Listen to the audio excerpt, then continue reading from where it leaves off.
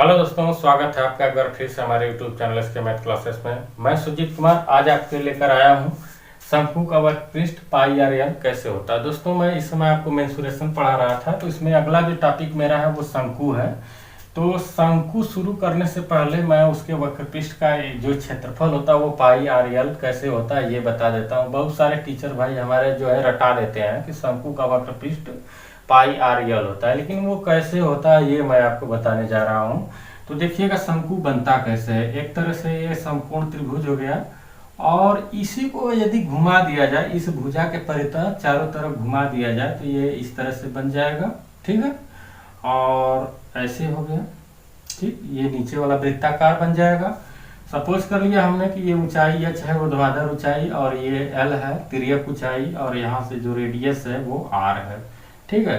तो यहाँ पर एक चीज देखिए, ये समकोण त्रिभुज को ही तो हमने घुमाया है। तो समकोण त्रिभुज में एक पाइथागोरस प्रमेय होता है कि कर्ण का जो स्क्वायर होता है वो होता है आधार का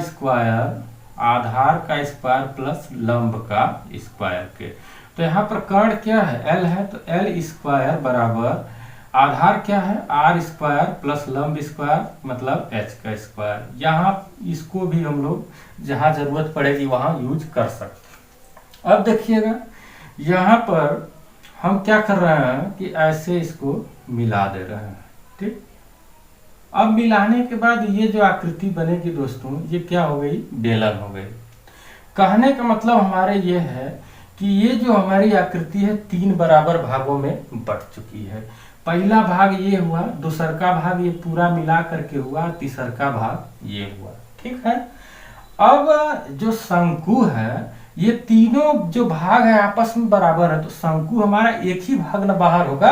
और कितना में बाहर होगा, तीन भाग में बाहर होगा। इसलिए जो इसका आयतन का फार्मूला होता है उसमें लिखा जाता है कि आयतन बराबर 1/3 गुणे आधार का क्षेत्रफल गुणे ऊंचाई। अब ये समझ में आया कि 1/3 क्यों लिख रहे थे। 1/3 इसीलिए लिखा जाता है क्योंकि ये तीन बराबर भागों में, अब ये हमारा ये जो फिगर है बट गया, एक भाग ये, एक भाग ये और एक भाग ये, तीनों जो भाग हैं ये आपस में बराबर हैं। तो आपस में बराबर है तो उसमें से मैं एक ही भाग में बाहर निकाल रहा हूँ शंकु के लिए। तो एक भाग बाहर निकाला, कितना में निकाला, 3 में। तो इसलिए 1/3 गुणे आधार का क्षेत्रफल गुणे ऊंचाई। अब यहाँ पर देखते हैं इसका जो आधार बनेगा दोस्तों वृत्ताकार होगा, जिसकी त्रिज्या हो गई r।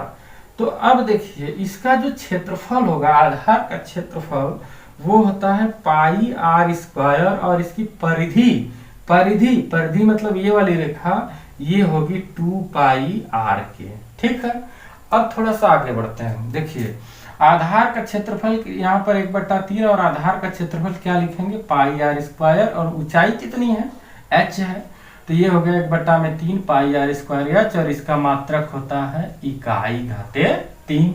अब देखिए क्षेत्रफल के लिए क्या करेंगे, वक्रपृष्ठ जो शंकु को हमने घुमाया है, तो नीचे वाला एरिया छोड़ करके यही मान लीजिए हम शंकु बना दिए। तो ये जो नीचे वाला एरिया बन रहा है इसको छोड़ करके ये वाला जो एरिया है, ऐसे वाला ये वाला एरिया, यही ना वक्रपृष्ठ होगा इसका।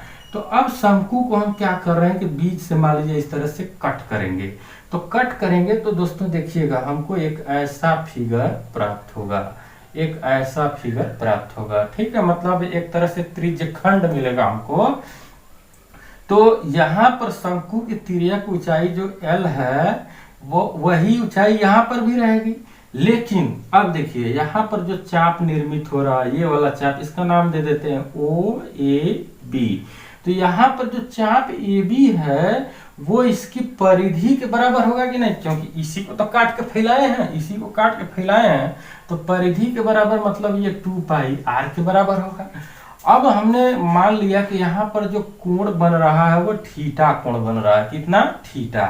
तो एक फार्मूला आप लोग पढ़े होंगे कि जो चाप बराबर फार्मूला होता है वो होता है, अब देखिए ये एक तरह से ऐसे ऐसे ऐसे ऐसे हमने डॉटेड बना दिया, ये एक तरह से वृत्त बनेगा और वृत्त का जो पूरा कोण दोस्तों बनता है वो कितना बनता है 360 अंश का।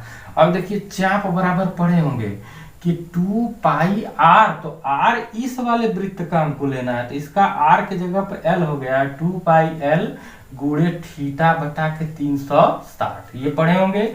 अब देखिए चाप हमारा किसके बराबर है, चाप ए बी बराबर है 2 पाई आर के, तो यहाँ पर रख देंगे 2 पाई आर बराबर 2 पाई एल गुणे थीटा बटा के 360।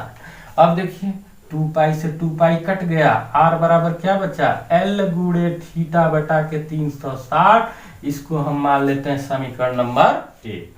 अब देखिए दोस्तों त्रिज्य खंड का क्षेत्रफल, कहने का मतलब हमारे ये है कि ये जो शंकु का वक्र पृष्ठ होगा वो इस त्रिज्य खंड के क्षेत्रफल के बराबर होगा कि नहीं होगा।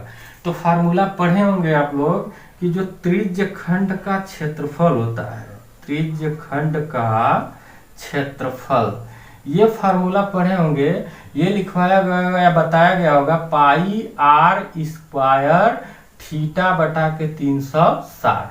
तो यहाँ पर आर ये वाला आर नहीं, ये जो वृत्त लिया गया है तो इसलिए आर को बिटा के हम यहाँ पर क्या लिख देते हैं L square, pi L square theta बटा के 360। तो इसको दोस्तों इस तरह से भी तो लिखा जा सकता है, पाई एल गुणे थीटा बटा के 360, लिख सकते हैं कि नहीं लिख सकते हैं। अब देखिए यहाँ पर एल गुणे थीटा बटा के 360 का मान रख देंगे, तो ये क्या बन जाएगा, ये बन जाएगा पाई एल और ये किसके बराबर है आर के, तो ये हो जाएगा आर।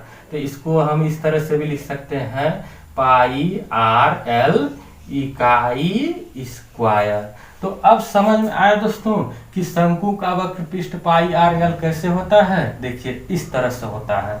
अब इसके बाद संपूर्ण पृष्ठ का फार्मूला देखिए कैसे निकलेगा, संपूर्ण पृष्ठ, संपूर्ण पृष्ठ।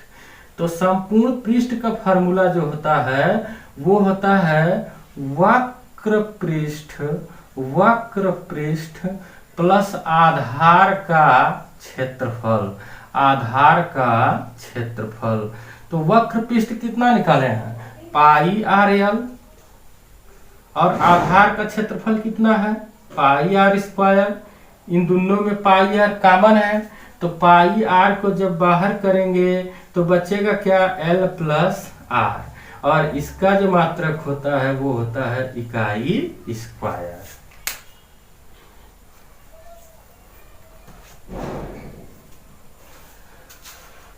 तो दोस्तों मुझे उम्मीद है कि ये वीडियो आपको पूरा समझ में आ गया होगा। यदि ये वीडियो आपको अच्छा लगा है तो इसको लाइक जरूर कीजिएगा और अपने दोस्तों या मित्रों के साथ ग्रुप में शेयर कीजिएगा।